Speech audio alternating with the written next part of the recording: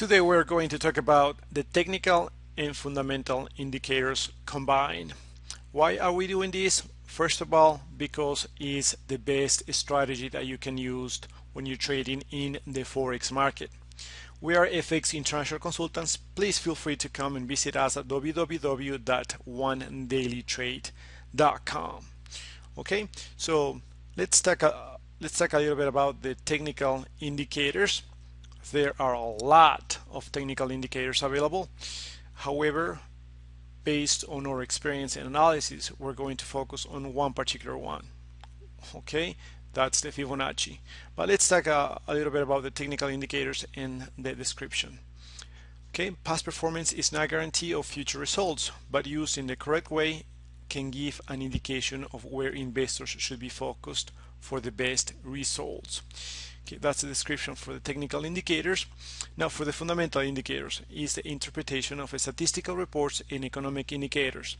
Things like changes in interest rates, employment reports, inflation data, monetary and fiscal policy reports all fall into the realm of fundamental analysis. Okay, so these are the descriptions of technical and fundamental indicators. Alright, as I said before, we're going to focus on one particular one. Why are we focusing only on one technical indicator and not in any other ones? First of all, we're going to combine technical with fundamental analysis. That will help us to improve our trading strategy, and we'll be very confident at the end of our trading. Okay, once we look for the right indicators, and the Fibonacci is probably the best one available, the more reliable one from the technical perspective. Okay, Fibonacci analysis is an exercise in identifying levels of support and resistance. Okay, we're going to talk about, and we're going to show you actually what support and resistance means during both trend retracement and trend continuation based on a series of numbers and ratios derived from Fibonacci sequence. Okay, the sequence was discovered by the Italian mathematician Leonardo Pisano, or Fibonacci. The Fibonacci sequence starts with 0-1-1 and is calculated by adding the two most recent numbers in sequence to arrive at the next number in sequence. Okay, for example, if you take the first two numbers in the sequence, you get 0 plus 1 equal 1. If you then take the two most recent numbers in the sequence, you get 1 plus 1, in this case, equal 2. Repeating the process, you get 1 plus 2 equal 3, and so on and so forth. As you continue on with the process, the sequence begins to take shape and ends up looking like this: 0, 1, 1, 2, 3, 5, 8, 13, 21. Okay, 34, 35, etc., etc., etc. Well, that's pretty much that's the basics of Fibonacci. All right. However, the two most important ratios found within the sequence from an investor's point of view are 38.2% and 61.8%. Those are called the golden ratios. These two ratios appear over and over again in nature, such as in the concentric rings of sunflowers, pine cones, and conch shells. These ratios also make very interesting appearances in the Forex market. That's weird, but that's true and that's real. Okay, and once we know these, you can have a lot of confidence when investing. Okay, the first ratios we look at are those two ratios investors utilize when forecasting retracement levels. All right, so in here we have a real platform, an MT4 platform. Okay, and then we have the US dollar and the Japanese yen in here. All right, the period starts in January 2013 and then the end up June. Today is the 17th. Okay, ends up today actually. So this is a real currency trading right now. All right, so the lines, the yellow lines that we see in here, every single one represent a ratio. This is the Fibonacci retracement, and every single one represents a ratio. But as we said before, the most important ones are the 38.2 and 61.8 ratios. However, that doesn't mean that we will not take in consideration the other ones. For example, we have the support level right here at the bottom and the resistance level at the top. Okay, what do we mean by support and resistance? For example, right now, just a few days ago, it touched the resistance level on the Fibonacci retracement. Okay, once it touches, usually it tends to bounce, okay, or retrace a little bit, depends what we're doing. So in this case, it retrace, and what we're expecting is to touch this line and bounce back. Okay, that will be important because you can do two things at this particular point. First thing, you can say, okay, seems like we still have some room to make the currency move all the way to this particular level, and then we can buy it. Okay, that's the first thing. The second thing is you can just wait till it gets close. It's not going to be perfectly close, but you can touch it and then bounce back. What you're going to do in that case, you're going to buy that pair, in this case the US dollar and the Japanese yen. Okay, now remember, when you're trading, you go with the trend usually. All right, in this case, if I were you, probably we're gonna wait till it touches or gets close to this particular level, support level, and then bounce back before buying it. That will happen eventually, actually. Okay, so this is how you pretty much place a trade based on the Fibonacci retracement. All right, we look for support or resistance. Once it gets close to the support, we're going to buy it because we think it's going to bounce, and when it touches the resistance, probably we're going to sell. Okay, at this point, I'll probably wait till it gets to this level so we can buy it again and we can keep going with the trend, in this case an uptrend. Okay, that's the Fibonacci. If you have questions, just please feel free to call us. All right, now as we mentioned at the beginning, we are going to combine the technical indicators with the fundamental indicators. Now, last time we explained about the supply and demand and how this diagram, this principle, economic principle, can help us to be more confident when we invest, okay, when we do some trading. All right, so if you don't remember, it's okay. I'm just going to explain really quick how this thing works.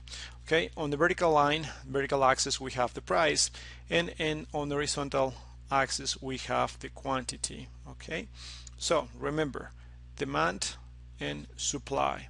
What we said before was when the demand for one specific currency increases, and then the prices tend to increase as well. So when we move from this dotted line all the way to the next line, which is this pink line, if you will, we can see that the quantity increases, and as the quantity increases, the prices tend to increase. That's when we say when the quantity, or in this case the demand for this specific currency increases, the prices will increase. And the opposite happens when the supply for one specific thing, in this case one specific currency, increases. What happens is the prices tend to decrease. Okay, so as the supply increases, the quantity increases, the prices will move down, as we can see in here. Okay, so just keep that in mind because we're going to be focusing on one specific currency in one specific country, which is Japan. All right, now let's move on to the next slide and let's talk about Japan. Right, Japan is a net exporter country. When we say Japan is a net exporter country, we say that they tend to export more than what they import. Okay, so with that in mind, what do you think? The currency, you want the currency to be higher in value or lower in value when you're a net exporter? Okay, if you don't know the answer, it's okay. When you are a net exporter, you want your currency, in this case, to be devalue, or in this case lower than the main exporters, or in this case the main importer of your products. Okay, why?